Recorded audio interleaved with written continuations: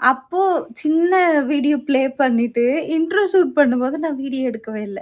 நானும் கேலரி ஃபுல்லா தேடுறேன். இதுக்கப்புறம் தான் வீடியோ எடிட் பண்ணணும். உடனே அத தனியா சேல் பண்றாங்க. இது மட்டும் ரூ. 40. அந்த கருப்பு சோளம் தனியா, அப்புறம் இந்த பாப்கார்ன் தனியா வாங்கணும். ஹாய் ஃப்ரெண்ட்ஸ், எல்லாருக்கும் வணக்கம். எல்லாரும் எப்படி இருக்கீங்க? எல்லாரும் நல்லபடியாக இருக்கிறதுக்கு நான் கடவுளை வேண்டிக்கிறேன். எல்லாருக்குமே ஜெய் ஜெகநாத் நமஸ்கார். இன்று பிறந்தநாள் திருமண நாள் கொண்டாடும் அனைவருக்கும் நல்வாழ்த்துக்கள். எல்லாரும் எப்போதும் ஹாப்பியாக இருங்க. நான் ஏன் இப்போ நைட்டில் இன்ட்ரோ ஷூட் பண்ணிக்கிட்டு சிரிக்கிறேன் அப்படின்னா, ஈவினிங்கு ஒரு 5 மணிக்கெல்லாம் வீடியோ எடுத்திருந்தேங்க. ஆனால் ஒரு ஆர்வ கோளாறுல ஃபஸ்ட்டு வந்து வீடியோ எடுக்கிறதுக்கு முன்னாடியே கொஞ்சம் ஈவினிங் ஆச்சு அப்படின்னா எந்த இடத்துல கொஞ்சம் கரெக்ட்டா தெரியுது, கருப்பா இல்லாம கொஞ்சம் கிளியரா தெரியுதுன்னு சொல்லி பார்ப்போம். அப்போ சின்ன வீடியோ ப்ளே பண்ணிட்டு, இன்ட்ரோ ஷூட் பண்ணும்போது நான் வீடியோ எடுக்கவே இல்ல. நானும் கேலரி ஃபுல்லா தேடுறேன். இதுக்கப்புறம் தான் வீடியோ எடிட் பண்ணணும். சரி, இதுக்கப்புறம் வீடியோல என்ன பேசுனேன்னு பார்க்கலாம். டைம் இப்போ ஒரு 5 மணிக்கு மேல வீடியோ எடுத்துட்டு இருக்கேங்க. இருந்தாலுமே வேர்க்குது. வெயில் எட்டி பார்த்துருச்சு. அதே மாரி பிம்பிளும் எட்டி பார்த்துருச்சு. நெறைய பேர் வந்து நெத்தில இந்த இடமெல்லாம் பிம்பிள் வந்தா சரியா தூக்கம் இல்லன்னா வரும்னு சொல்லுவாங்க. ஆனா உண்மைதாங்க. வெயில் காலம் வந்துருச்சு அப்படின்னாவே நைட்டு அந்த 1 மணிக்கு மேல. ஏன்னா ஹீட் எல்லாம் எடுத்துட்டு கொஞ்சம் லைட்டா கூலா இருக்கும் ரூமு. அப்ப வந்து காத்து நல்லா இருக்கும். தூக்கம் வரும். ஆனா நம்ம கரெக்ட்டா 5:30 இல்லாட்டி 5:45, 6 மணிக்கெல்லாம் எந்திரிச்சு வேலைய ஆரம்பிக்கணுங்களா? அந்த அளவுக்கு சரியா தூங்க முடியாது. இன்னொன்னு வந்து முந்தானத்துல இருந்தே நைட்டு தூங்கும்போது ஃபேன் ஆன் பண்ணி தான் தூங்குறோம். ஃபேன் ஆன் பண்றதெல்லாம் பெரிய விஷயமான்னு நெனைக்கலாம். ஒடிசால வந்து கண்டிப்பா சொல்றேன். இது நான் நெறைய வீட்ல ஃபாலோ பண்ணியிருக்கேன். குளிர்காலத்துலயுமே கொசு கடிக்கும். எவ்ளோ குளிரா இருந்தாலும் கொசு கடிக்கும். கொசு வலைக்குள்ள தான் தூங்குவாங்க. வெயில் காலத்துல சொல்லவே வேணாம். இங்க குளிர்காலத்துல வந்து லைன் பில் எக்ஸ்ட்ரா ஆகவே ஆகாது. சும்மா லைட் எரிகிறது மட்டும்தான். வெயில் காலத்துல பிச்சுக்கிட்டு போகும். ஃபேனு 10 நிமிஷம் கூட யாருமே குளிர்காலத்துல ஆன் பண்ண மாட்டாங்க. ஏன்னா வெயிலுக்கு தான் போய் போய் உட்காந்துருப்பாங்க. அவ்வளோ குளிர் இருக்கும். சரி வாங்க, நான் என்னென்ன பொருள் வாங்கினேன் டே விலாகும் பார்க்கலாம். அங்கே எக்ஸிபிஷனில் என்னென்ன வாங்கினேன்னு சொல்லி காமிக்கிறேன். இங்கே பாருங்க, லிக்விட் லிப்ஸ்டிக். ரொம்ப நாள் யூஸ் பண்ண மாட்டேன். எங்கேயாவது ஏதாவது ஒரு ரிசப்ஷன், கல்யாணம் அப்படின்னா இங்கே எல்லாரும் அப்படி தாங்க இருப்பாங்க. ஒரு குழந்தையானாலும் சரி, 2 குழந்தையானாலும் சரி, செல்ஃப் கேர் நிறையவே எடுத்துப்பாங்க. இது ரொம்ப நாள் ஆச்சு. எப்போ பாப்பா ரொம்ப சின்ன வயசுல இருக்கும்போது யூஸ் பண்ணது. அதுக்கப்புறம் சும்மா நார்மல் லிப்ஸ்டிக் தான். பார்ப்போம், ரெட் கலர். அதுக்கப்புறம் அங்கே கிடைக்கிற இது வந்து சோளம். ஆனால் ஒருவேளை அவங்க நிறைய வறுக்கிறனால இப்படி இருக்கா என்னன்னு தெரில. இங்கே பாருங்க, சரியா தெரியலையோ. சோளத்தை பாப்கார்ன் மாதிரி வறுக்கும்போது லைட்டாக வெடிச்சிருக்கும்ல, அந்த மாதிரி இருக்கு. இது வந்து பாப்கார்ன். இதில் வந்து கலர் சேர்க்குறாங்களா என்னன்னு தெரியாது. ஆனால் இது வந்து இனிக்கும். அதே மாதிரியே சோளம் இங்கே பாருங்க, தெரியுதுங்களா? சோளம் வறுக்கும்போது அந்த தோலோடய வறுக்கிறனால இப்படி கருப்பு கலரில் இருக்குன்னு நினைக்கிறேன். சும்மா இந்த மாதிரி வெடித்த உடனே அதை தனியாக சேல் பண்ணுறாங்க. இது மட்டும் ரூ. 40. அந்த கருப்பு சோளம் தனியாக, அப்புறம் இந்த பாப்கார்ன் தனியாக வாங்கினோம். இது வந்து எங்கே மேலே இருந்தாலும் இது வந்து ஒரு ஸ்பெஷல் ஸ்வீட் மாதிரி. அன்னைக்கு தான் கிடைக்கும், அப்போ தான் சாப்பிட முடியும். வேறு எங்கேயும் தனியாலாம் கிடைக்காது. சிவராத்திரி கூட ஒரு கம்மல் வாங்கினேன்னு சொல்லி போட்டிருந்தேன்ல. ஹோலியில் வந்து எல்லாரும் சேர்ந்து விளையாடும் போது எங்கே கீழே விழுந்துச்சுன்னே தெரில. ஒன்று காணாமல் போயிடுச்சு. அதனால நேற்று இது ஒன்று வாங்கினேன். அப்புறம் ரொம்ப நாள் எனக்கு பிடிச்சிருந்த இந்த உமன் லூஸ் ஃபிட் ஜீன்ஸ் குர்த்திக்கெல்லாம் நல்லாயிருக்கும். எனக்கு ரொம்ப நாள் ஆசை இது வாங்கணுன்னு. வாங்கியிருக்கேன். ஆனால் கொஞ்சம் ஷார்ட்டாக தான் இருக்கும், ரொம்ப லென்த்தாக இல்லை. குர்த்திக்கு நல்லாயிருக்கும். கோபி மஞ்சூரியன் சாப்பிட்டோம்.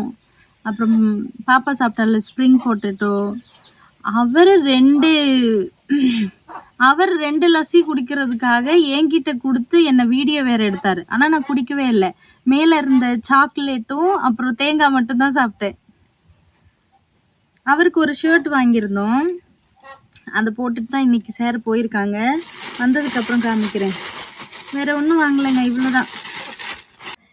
இது வந்து சண்டே மார்னிங் காலையில் சமையல்லாம் முடிஞ்சது.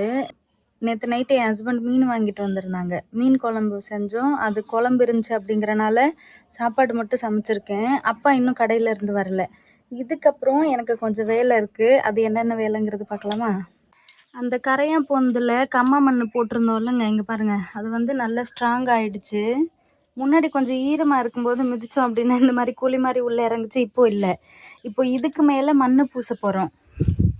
எனக்கு தெரிஞ்சு இங்கே பாருங்கள், இதோட தரை நம்ம போட்டிருக்க மண்ணுக்கு ஈக்குவலாக இருக்குது. நடுவில் மட்டும் கொஞ்சம் குழியாக இருக்குது. இதுக்கு மேலே மண் பூசணும் அப்படின்ட்டு அந்த கல் வச்சு சரிசமமாக தேய்ச்சோம் அப்படின்னா இந்த இடம் மட்டும் கொஞ்சம் மேடாக இருக்கும்னு நினைக்கிறேன். எப்படி வரப்போகுதுன்னு தெரியல. நான் எப்படி பூச போகிறேன்னு தெரியல. இந்த இடத்துல மண் பூசணும். இப்போது இதுக்கு முன்னாடி அம்மா வீட்டுக்குள்ளே மண் பூசினாங்கல்ல, அப்போ கொண்டுட்டு வந்த மண் அங்கே பாருங்கள் அந்த சாக்கில் இருக்குது. இந்த இடத்த கொஞ்சம் கூட்டி விட்டுட்டு தூசி இந்த சின்ன சின்ன விறகுலாம் இருக்குல்ல அதெல்லாம் எடுத்துட்டு தண்ணி ஊற்றி முதல்ல குழப்பலாம்.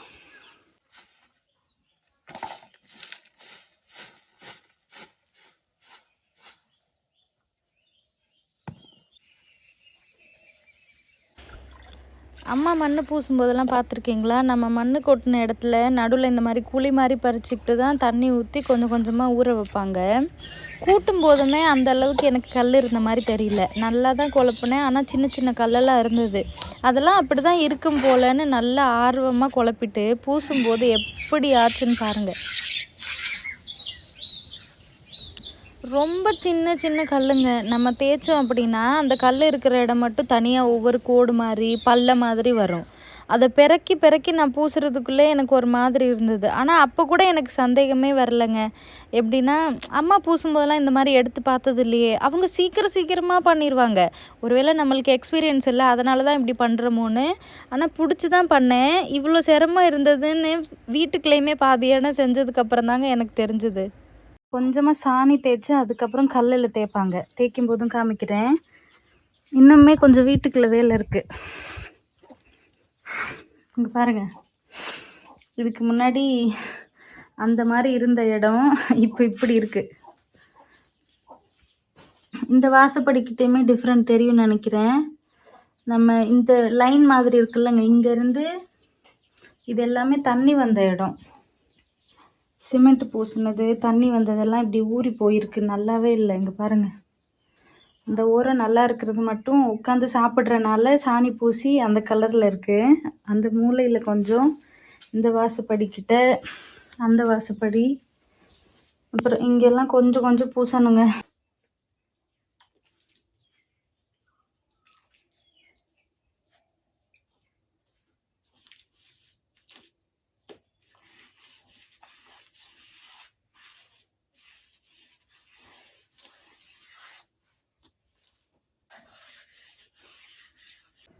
இது வந்து இன்றைக்கி மார்னிங்க. நேற்று பூசினது. இங்கே பாருங்கள், இடையில கோழியெல்லாம் நடந்து இந்த மாதிரி இருக்குது. பாதி காஞ்சிருக்கும். ஆனால் ரொம்பவுமே காஞ்சதுக்கப்புறம் தேய்க்கக்கூடாது. பாதி காஞ்சதுக்கப்புறம் கொஞ்சம் சாணி பூசிட்டு தேய்ப்பாங்க. ஒலை வச்சு அரிசி போட்டேன். நம்ம கோழி எந்திரிச்சு வந்தது. இப்போ அடை காக்குதுங்க. ஒரு 5-6 முட்டை விட்டுருக்கு. எத்தனை கோழி குஞ்சு பொரிக்குதுன்னு தெரியல. இலுப்பை மரம் எப்படி இருக்கும், அதோட பூ காமிங்கன்னு சொல்லியிருந்தீங்கல்ல, இதாங்க அந்த மரம்.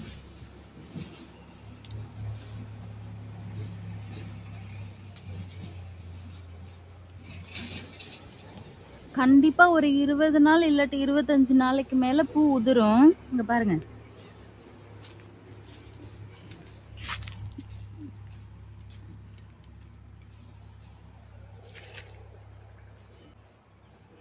இதுதான் இலுப்பை பூ.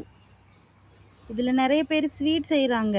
இதோட எண்ணெயில் வந்து நம்ம ஸ்வீட் செஞ்சோம் அப்படின்னா ரொம்ப டேஸ்ட்டாக இருக்கும்னு நம்ம சப்ஸ்கிரைபர் சொல்லி தான் எனக்கு தெரியும். அதுக்கப்புறம் தான் நான் வீட்டில் கேட்டேன், இந்த பூவில் எண்ணெய் ரெடி பண்ணுவாங்களான்னு. ஆமான்னு சொன்னாங்க. நிறைய விழுந்திருக்கு. இங்கே பாருங்கள், ஆடு வராமல் இருந்தது அப்படின்னா ரொம்ப நேரம் கிடக்கும். காலையிலே கொஞ்சம் பிறக்கிருந்தேன். ரொம்ப ஃப்ரெஷ்ஷாக பறக்கினேன். ஒரு 5:30 இருக்கும் அப்போது. சரி எழுந்திரிச்சிட்டோம், குளிருதே, மறுபடியும் தூங்கினோம்னா 6-7 மணி தான். அதனால் கொஞ்சமாக பறக்கிருந்தேன், இன்னுமே கீழே கொட்டி கிடக்குது பாருங்க. நிறைய இருக்கு. இப்போதான் அரிசி போட்டிருக்கேன், அங்கே கொஞ்சம் சாணி பூசினதுக்கப்புறம் வந்து பிறக்கலாம். இதுதான் இலுப்பை பூ. இதை காய வச்சா 1 கிலோ 30 ரூபாயோ இல்லை 25 ரூபாயோ வாங்குவாங்க. மழை காலத்தில் இன்னுமே சூப்பராக இருக்கும், இலையெல்லாம் நல்லா இருக்கும்.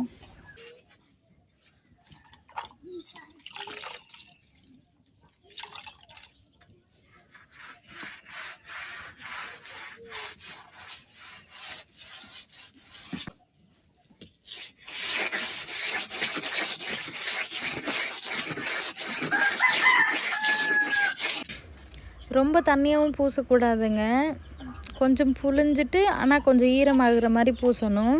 அந்த கல் இருந்த இடமெல்லாம் நான் தேய்ச்சிருப்பேன் இல்லைங்க, அந்த கல்லில் கொஞ்சம் ஓரமாக மண் ஒட்டும், அதை எடுத்து மறுபடியும் கொஞ்சம் கொஞ்சமாக பூசிக்கிட்டு இருந்தேன்.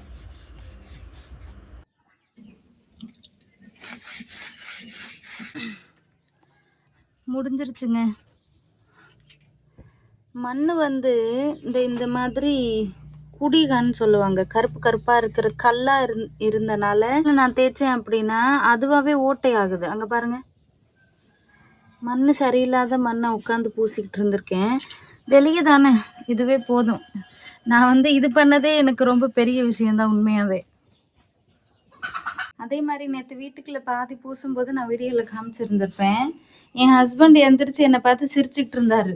ஃபுல்லாக கல்லாக இருக்கிற மண்ணை பூசுறதுக்கு ஏன் இவ்வளோ கஷ்டப்பட்டுக்கிட்டு இருக்க, நாளைக்கு நம்ம மண்ணை எடுக்கலான்னு சொல்லியிருந்தாரு. இருந்தாலும் பூசியாச்சுல்ல, இதே மாதிரி தேய்க்க போகிறேன். அந்த வாசப்படியிலையுமே இடிஞ்சிருந்தது, அதனால் அங்கேருந்து அங்கே ஒரு ஓட்டை இருந்தது. இவ்வளோ தாங்க பூசியிருக்கேன், இன்னும் இங்கெல்லாம் பூசணும். புதுசாக மண்ணை கொண்டுட்டு வந்ததுக்கப்புறம் பூச முடியும். இந்த இடத்துலையுமே இப்போ சாணி தேய்க்க போகிறேன். அரிசி வெந்துக்கிட்டு இருக்கு. காலையில் நான் தேய்ச்ச இடம் இந்த அளவுக்கு தாங்க இருந்தது. மண்ணில் வந்து கல் அதிகமாக இருந்தனால அங்கங்கே கோடு கோடாக தெரியுது. ரொம்ப உத்து பார்த்தா தாங்க தெரியும். முன்னாடி இருந்ததை விட ஏதோ இப்போ கொஞ்சம் பெட்டர்ன்னு நினைக்கிறேன். இங்கேருந்து இதுவரையும் சாணி பூச்சிட்டோம் அப்படின்னா நல்லாயிருக்கும். நான் ஆசைப்படுறது வந்து இந்த இடத்து அங்கே கொஞ்சம் லேட்டானாலும் இந்த இடத்த மட்டுமாவது கம்ப்ளீட் பண்ணணும். ஏன்னா யாராவது ஒருத்தவங்க வந்தாங்கன்னா என்னடா வீடு இப்படி இருக்குன்னு தான் கண்டிப்பாக நினைப்பாங்க. இதை மட்டுமாவது நாளைக்கு கண்டிப்பாக முடிச்சுட்டு ஒரேடியாக இந்த கார்னர்லேருந்து இங்கே ஃபுல்லாக சாணி பூசணுங்க. இது கூட மெதுவாக கொஞ்சம் கொஞ்சமாக கூட பண்ணலாம். ஆனால் பூசுறதுக்கு நல்லா தான் இருந்தது. அந்த கல் அதிகமாக இருந்தனால தான் எடுத்து எடுத்து இங்கே ஒவ்வொரு இடமா தூக்கி போட்டிருந்தேன். இங்கே பாருங்கள், இந்த சின்ன சின்ன புள்ளி புள்ளியாக தெரியுதுல்ல, அதெல்லாம் கல் தான் நான் தூக்கி எறிஞ்சது. நாளைக்கு சரியாக செய்யலாம். இப்போ ஈவினிங் வந்து டைம் இப்போ ஒரு 5:17ங்க. கரெக்ட் டைம் தான். வாசலை மட்டும் கூட்டிட்டு இங்கே தோட்டத்துக்கு கொஞ்சம் தண்ணி ஊற்றணும். நான் கொண்டு வந்து வச்சு இந்த பக்கெட்டு கொஞ்சம் ஓட்டை, பாதி தண்ணி போயிடுச்சு. சீக்கிரம் தண்ணி ஊற்றணும். இங்கேயும் தோட்டம் இருந்தது தெரியுங்களா, இங்கெல்லாம் புளிச்சக்கீரை வச்சுருந்தோம். இங்கே பாருங்கள், அந்த இன்னொரு பசலிக்கீரைன்னு சொன்னாங்க. இதை வந்து பச்சை பயிரோடு சேர்த்து சமைச்சா நல்லா இருக்குமா. இன்னும் கொஞ்சம் பெருசாக வரட்டும், தண்ணி ஊற்றுறனால தான் இப்போ நல்லா வந்திருக்கு. அதுக்கப்புறம் சமைக்கலாம். ஒரு நாள் சமைச்சிட்டு டேஸ்ட் எப்படி இருக்குன்னு மாமனார் அப்புறம் என் ஹஸ்பண்டுக்கெலாம் கொடுக்கலாம். ஓகே, இன்னொரு நல்ல வீடியோவில் பார்க்கலாம். இன்றைக்கி வீடியோ அவ்வளோதான். சப்போஸ் உங்களுக்கு இந்த வீடியோ பிடிச்சிருந்தது அப்படின்னா please like, share, then subscribe guys. Thank you, bye. நாளைக்கு பார்க்கலாம்.